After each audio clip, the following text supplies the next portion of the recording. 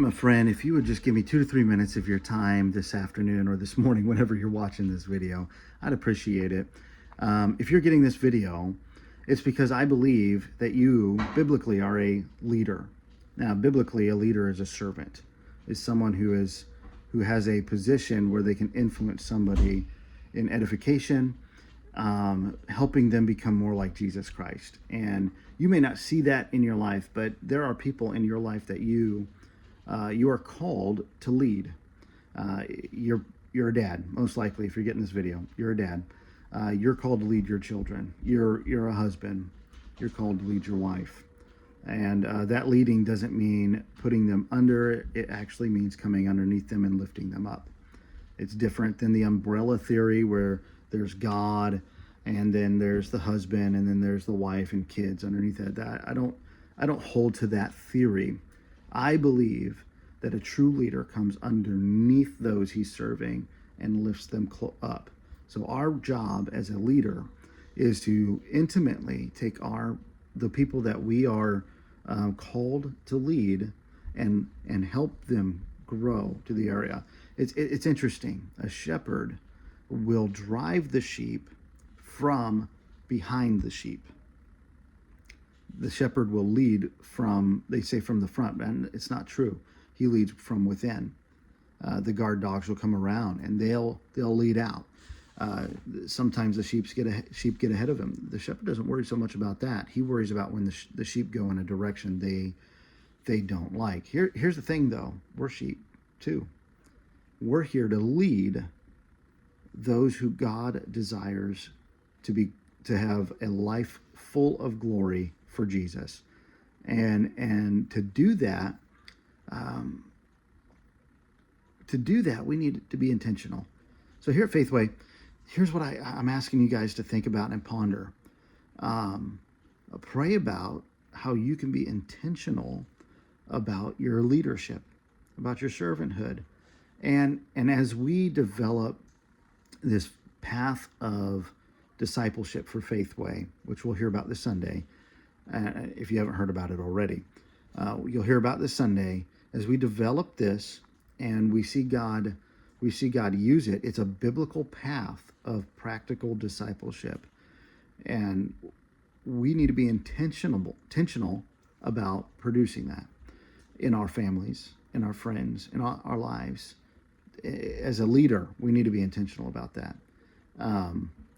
Then, when it comes to the community groups that are going to be launched in just 2 weeks, we need to be intentional about our participation in those. You may be the leader of the group. You may just be in the group. Well, be intentional about your part in that, because it's going to help nurture other people.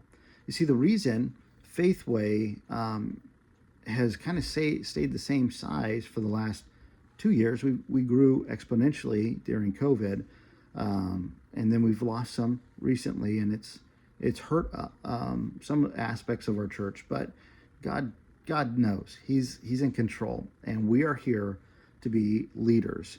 We are here to build a relationship with those that we come into contact with. Hebrews 10 tells us that we are to edify one another. We're to equip one another unto love and good works. And so that's our call. That's our duty.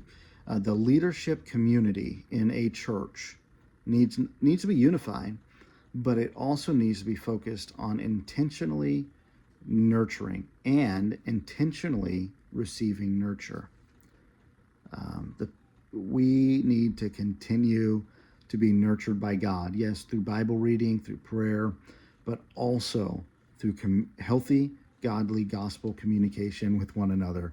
And you are someone that God has called to. You are someone God has called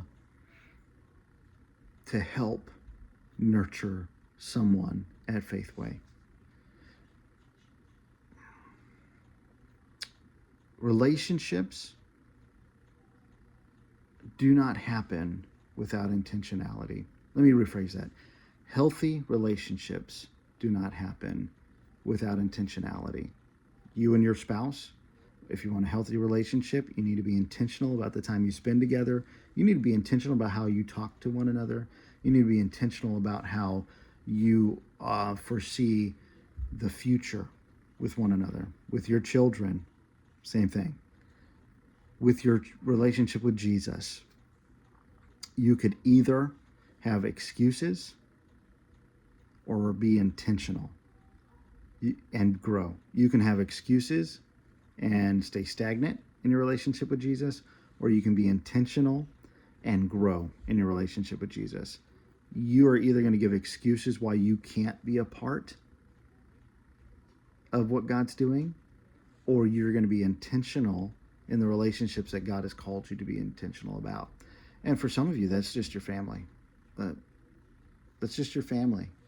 They're the members of the church that you need to be intentional about. But for most of us, and eventually all of us, it's not just our families. You're influencing everybody that steps in the doors of the church, that goes home, that needs somebody to text them saying, I'm praying for you, that needs somebody to say, hey, come over to our house on Sunday afternoon and have lunch, have dinner after Sunday evening, and you're the person that God wants to be the nurturer in a relationship. That also means you need more nurturing. And I want to do my best to do that for you. But like David, we need to encourage ourselves in the Lord, and we need to seek him out, and we need to grow. I love you, and I want to see God grow you, and I want to see God grow Faithway, and I want to see God grow me. This community of leaders that we have at Faithway, we need to be intentional about our relationship with each other. We need to be intentional about nurturing one another, and we need to be intentional about helping each other to provoke one another unto love and good works. I love you. I hope you understand that when I'm sending you this, I'm sending you this as someone who's a leader, who can hear some of the things that the servants of God need to hear, and it will, if we take these things to heart and we ponder them, it will benefit Faithway Baptist Church. It will glorify God. It'll help you live out the gospel, and it'll also help you help other people on their Faithway journey. I love you. God bless you. Talk to you soon.